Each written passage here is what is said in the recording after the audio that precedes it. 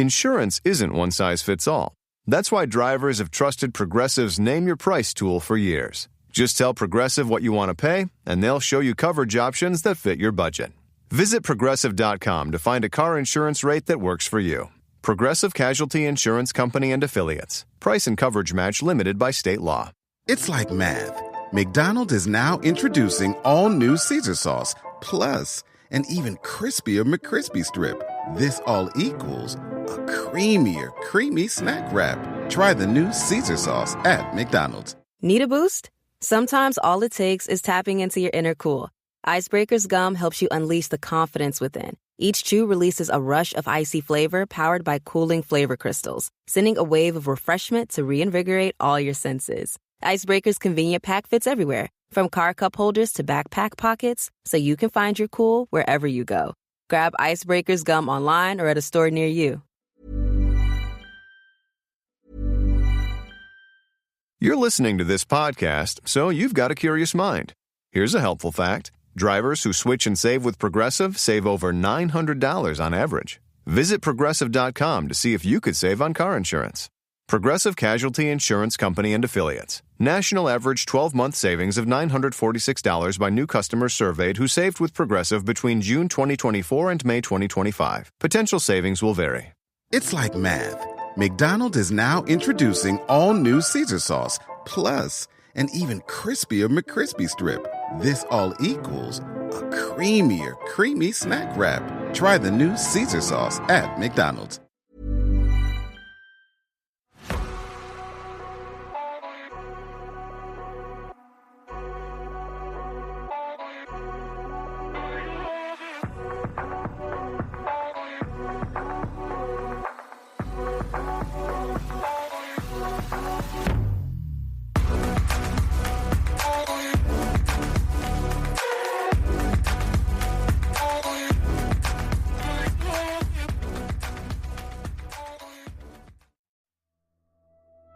Hello, I'm Sarah and welcome to day 14 of 14 Days of Summer Fear. We are at the end of this particular season of summer stories. Another year has passed, but we are getting closer to spooky season and I can't wait.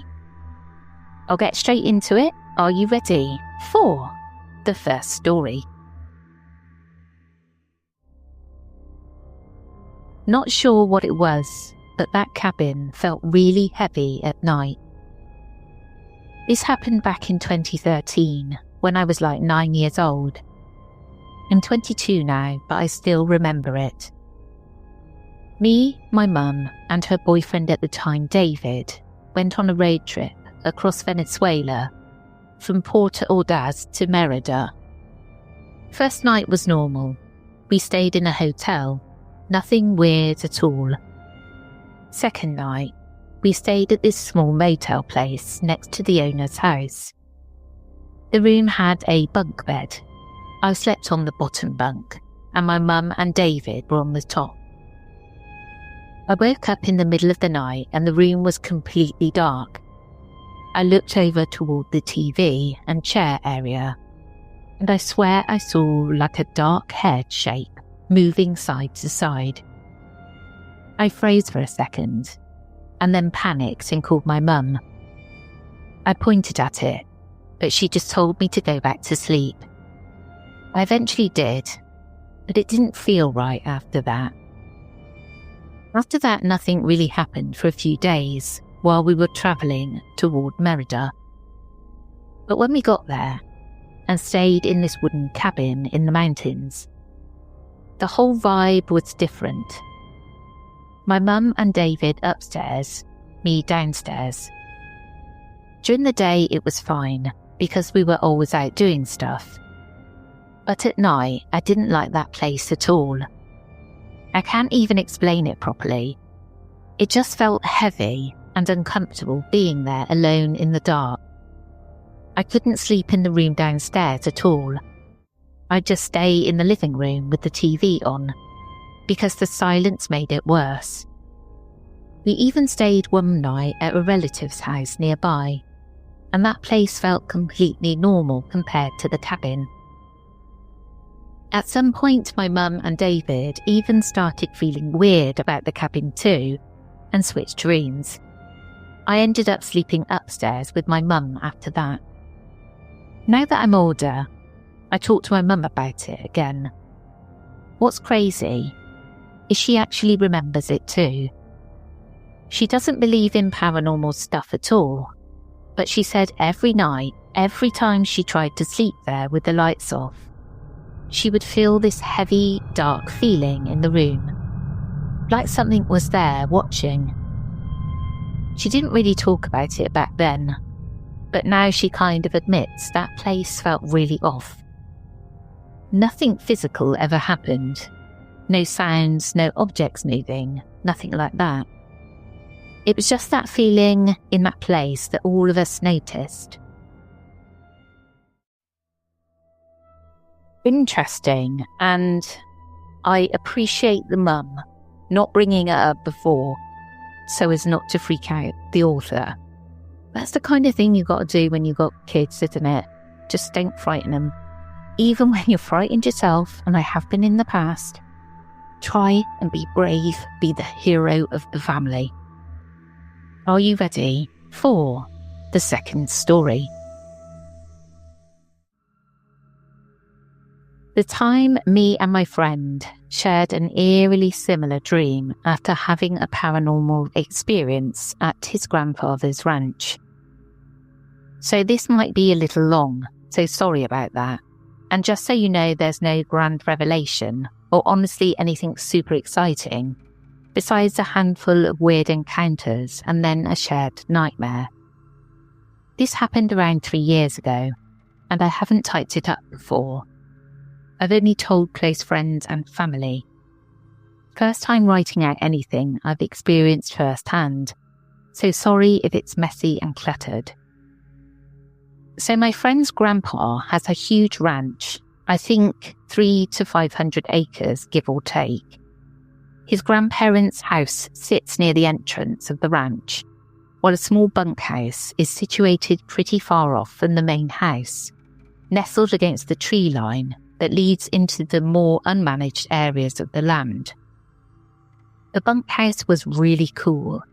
It had 2 inflatable mattresses, reclining chairs, a shuffleboard, and a TV. We weren't going to spend much time there, as we planned on getting drunk and fishing and shooting the guns I'd brought with us. At the time I was 19 and he was 18, so we were just looking forward to spending a few days just chilling on our own and feeling grown up. So essentially that's the setup.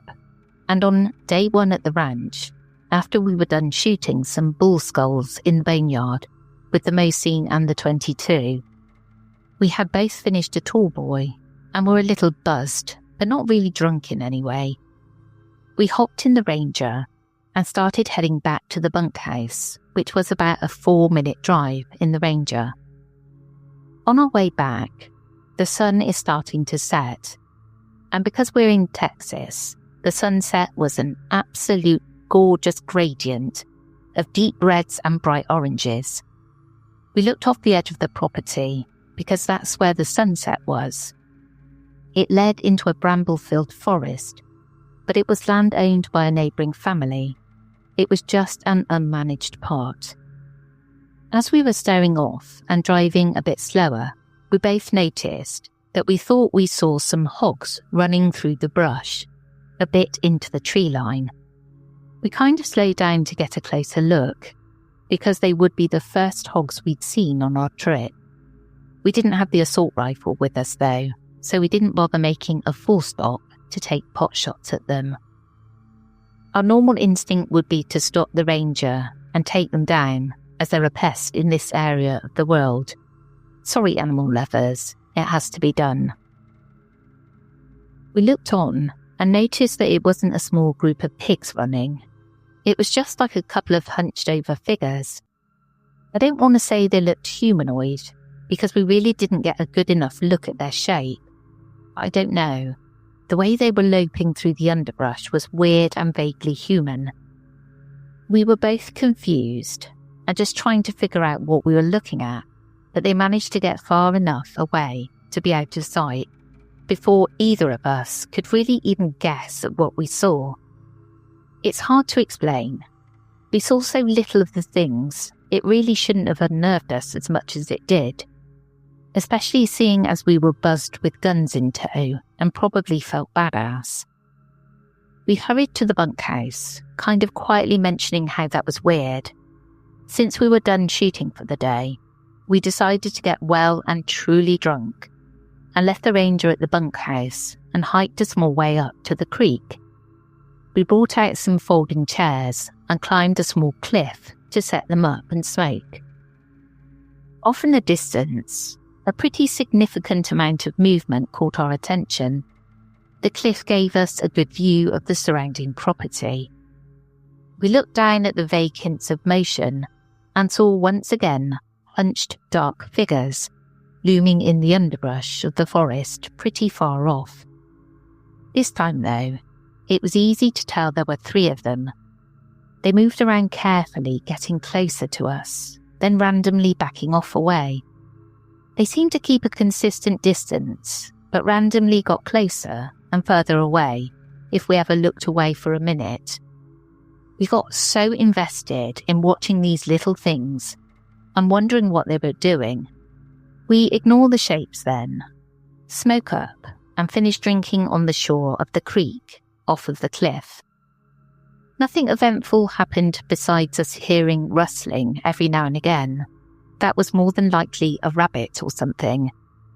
We get drunk, wander back to the cabin, and pass out super hard. Now here's where the genuinely weird stuff happens. I have this incredibly vivid dream of hiking in the boneyard, where we were shooting with my friend next to me. We both were in tattered furs for clothes, and I distinctly remember the feeling of damp, untreated hide against my skin.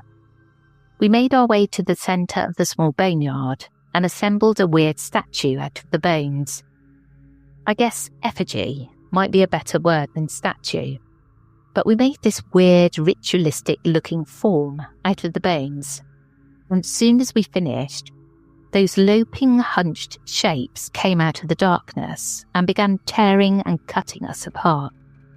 The feeling of cold sharpness cutting into me was extremely vivid and almost genuinely painful. I woke up in a cold sweat, and I saw my friend just kind of sitting up in his bed, staring at the bunkhouse door. He got up. I don't think he noticed I was awake, and peered outside of the blinds. He muttered something to himself, then came to shake me awake. As he moved over to me, he saw I was wide awake and told me to come look at this.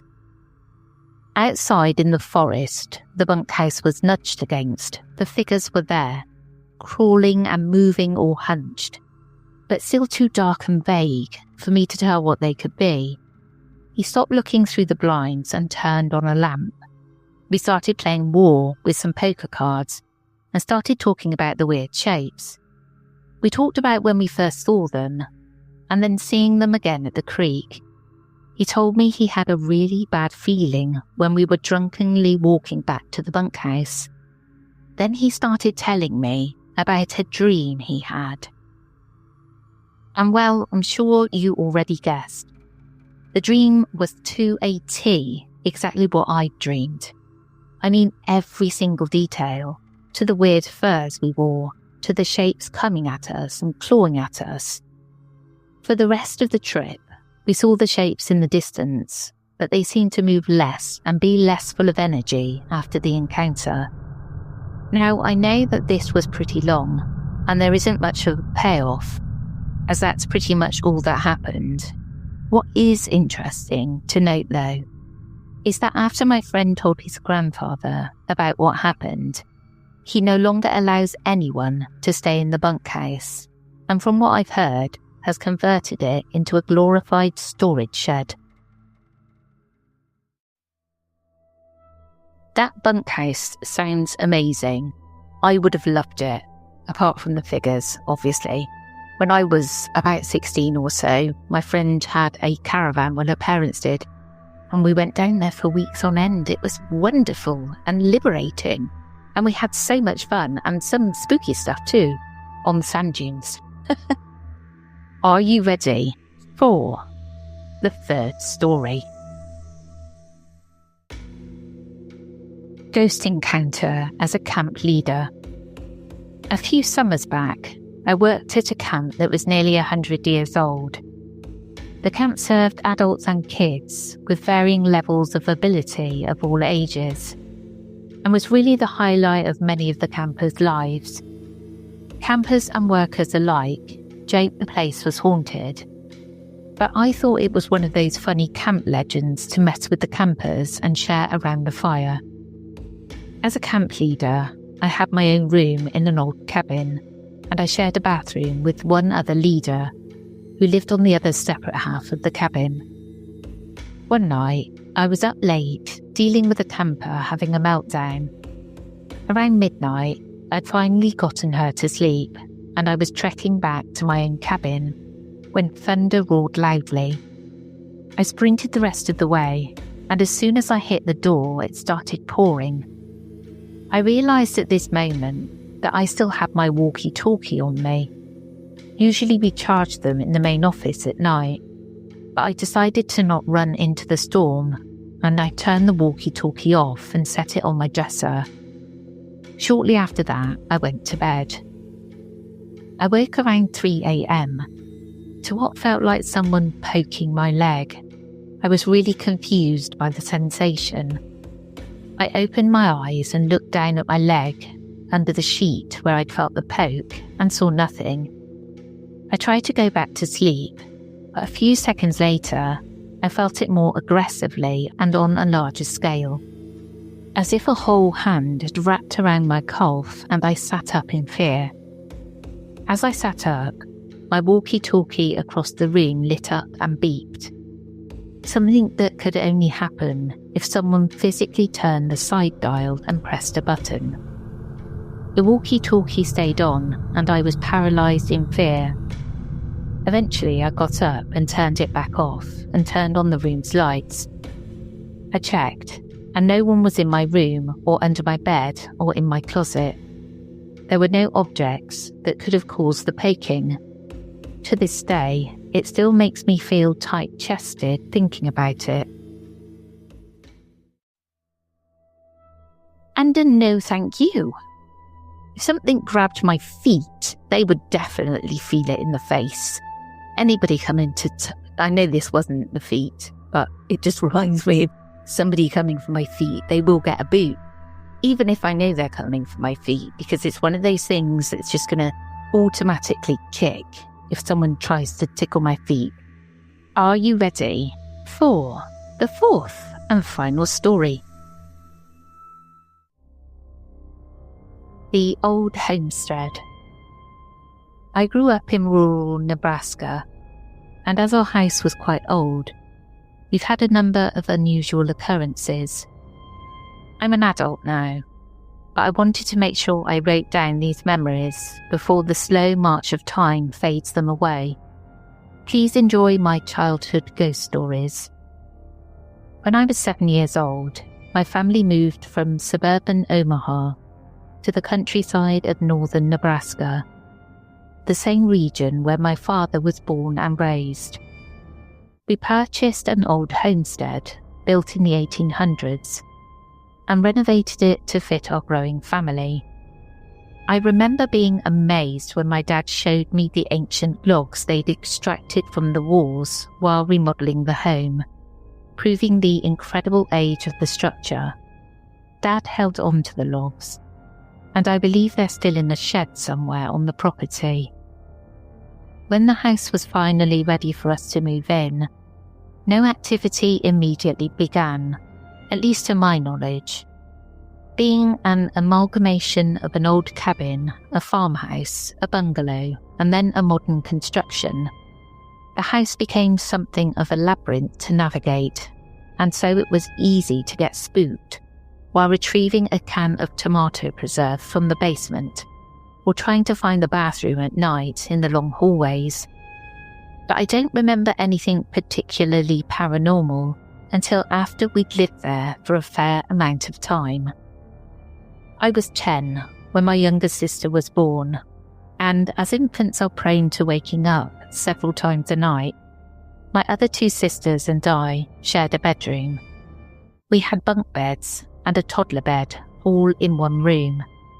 I slept on the top bunk, and often my younger sister below me would get scared in the middle of the night, get out of bed, and ask my dad to lie down on the floor beside her until she fell asleep. He'd reluctantly comply almost every time, and so often I saw the top of my dad's head go past the top bunk as he led my sister back to bed. However, I remember one night seeing the top of his head go past my bed, and not more than a moment later, I looked over the ledge to watch my dad put my sister back in bed, only to find my sister fast asleep and my dad nowhere to be found. Initially, I was confused, but then remembered that I didn't hear any footsteps when I saw the head pass by, and my dad is a rather noisy walker, even when he's trying to be quiet. In my young mind, I chalked it up to seeing things that weren't there and forgot about it, at least until my mum started asking me if I'd ever experienced anything odd in the house. My mother would ask me this after I reported to her that I'd seen a woman in our house that I didn't know. Because the homestead was so remote, we'd often have to rise before the sun in order to catch the bus to school. So in the dark of early morning, I'd brush my teeth and change into my school clothes. And as I was turning to leave the bathroom to get some breakfast, I saw a woman with brown hair, the features of her face obscured, dressed in a white flowing dress. I initially didn't do a double take, as I thought maybe my mum, who also has brown hair, maybe stepped into the bathroom without my hearing, as I'd left the door open while I brushed my teeth. A strange feeling overtook me, and I did look back, no more than a moment after seeing her, and the woman was gone. The apparition had completely vanished. I staggered backwards out of the bathroom into the hallway, almost more confused than scared, but frightened nonetheless. I told my dad, and then my mum when I got home from school. That's when she asked if I'd experienced anything else that might be paranormal, or as she called it, spiritual. So I told her about the woman in white, as well as the shadow I'd seen past my bed. But then there was one other story I'd almost forgotten about, and one that she'd forgotten also. It wasn't more than a few months earlier that I was in my dad's makeshift basement office, doing homework on the only desktop computer our family owned, when I heard a voice behind me. "That's some nice work, Sonny," the voice said. And pretty clearly, I recognised it as my grandmother. Great-Grandma Alice lived a few miles up the road, on a farm of her own, and so it was pretty common that she'd visit. "Thanks, Grandma," I mumbled, engrossed in my work. I finished a little while later, and coming back upstairs, I asked my mum if Grandma Alice had already got home. She looked at me quizzically and said that Grandma had never been over. I told her that I'd just heard her voice downstairs. "You must be hearing things," she said, returning to the food she was preparing for dinner. While my mother was dismissive at the time, when she asked if I'd ever experienced anything spiritual in the house, she began taking notes, listing off everything I'd seen and heard. I guess there is something of a spiritual sensitivity that runs in her side of the family. She, as well as my grandparents, have several stories of ghostly and demonic encounters that I'd love to share in further posts. I have another story that took place in that house rather recently that I'm compelled to share, but it's incredibly personal, and it's an experience of my mother's, not mine. As a child, my deathly fear of ghosts became a fascination, and still as an adult, I love hearing a good ghost story. Now, 20-some odd years later, My wife is pregnant with our first child, and I'm eager to see if my family's sensitivity passes to our baby as well. You're listening to this podcast, so you've got a curious mind. Here's a helpful fact. Drivers who switch and save with Progressive save over $900 on average. Visit Progressive.com to see if you could save on car insurance. Progressive Casualty Insurance Company and Affiliates. National average 12-month savings of $946 by new customers surveyed who saved with Progressive between June 2024 and May 2025. Potential savings will vary. It's like math. McDonald's is now introducing all new Caesar sauce, plus an even crispier McCrispy strip. This all equals a creamier, creamy snack wrap. Try the new Caesar sauce at McDonald's. That's spooky. The bit about the dad's head. That bit made me feel very uncomfortable. Well, that's it from me today. I hope you enjoyed. We will be back with our normal episodes and normal release times from tomorrow. Take care, everyone.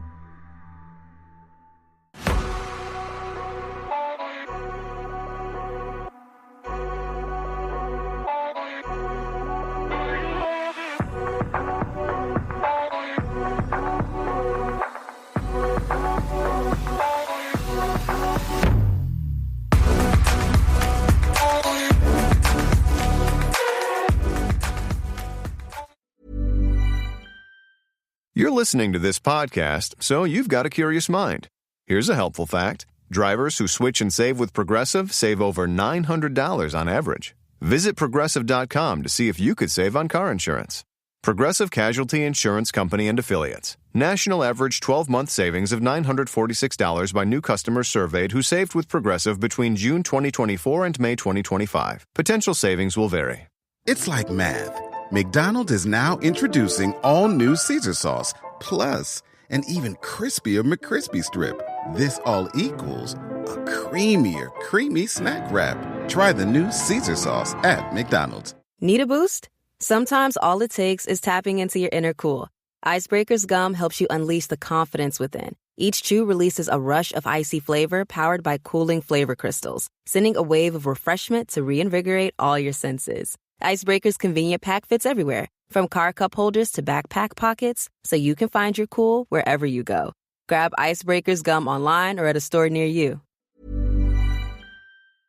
The stories told on the Whispering Woods are inspired by historical records, witness reports, and local folklore. While every effort is made to research and represent events accurately, some details, names, and locations may differ from official accounts or have been changed out of respect for those involved. These episodes are created for storytelling and entertainment purposes and should not be considered definitive fact or investigative journalism.